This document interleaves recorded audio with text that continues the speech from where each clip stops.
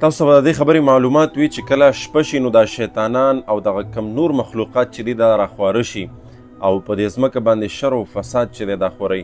نو رسول الله مبارک فرمایي چې کله شپه شي تاسو د خپل کور دروازې بندې کوئ، د کمرې دروازه بنده کوئ، د مین چې کم ګیټ وي د کور دا بند کوئ. که تاسو غواړئ چې ستاسو کور ته شیطان را داخل نشي نو تاسو څه کوئ؟ تاسو دروازې بندوئ د خپلو کورونو. او دغه رنګې د کور دننه چې څومره لوښي دي دا چې دی په دې باندې سرونه ږدئ، او که سرونه نه یې الټه یې ږدئ، او که نور هیڅ هم تاسو یې میلاو نشي نو د پاسه پې بسم الله ووایئ او یو لرګی پې کېږدئ.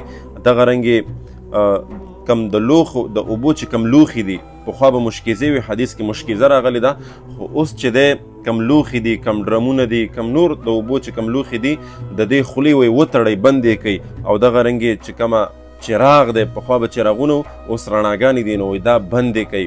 ځکه شیطان چې دی وایي دا نه په دیوال باندې راوړېدلی شي، نه دروازه کولاولی شي، او نه چې کم بند لوښی سر پې ایښی دی نه د هغې نه سر اوچتولی شي، او دغه رنګ نه د یو څیز غوټه کولاولی شي. یعنې شیطان به ستاسو کور ته نه راځي، او کله چې شیطان یو ځای ته لاړ شي لعین نو بیا تاسو ته پته ده چې هغه څومره تباهي کوي او څومره شر او فساد چې دی خوروي. یعنې دغه لوښو کې هغې خوراک کوي، څښاک پکې کوي، خپله مرداري پکې پرېږدي. نو لحاظه د دې دپاره ضروري دا ده چې تاسو کله د شپې وده کېږئ د هغې نه مخکې خپل ګیټونه بندوئ. دغه رنګې لوښي کم حدیث کې چې بیان شو دا د مسند احمد صحیح حدیث دی.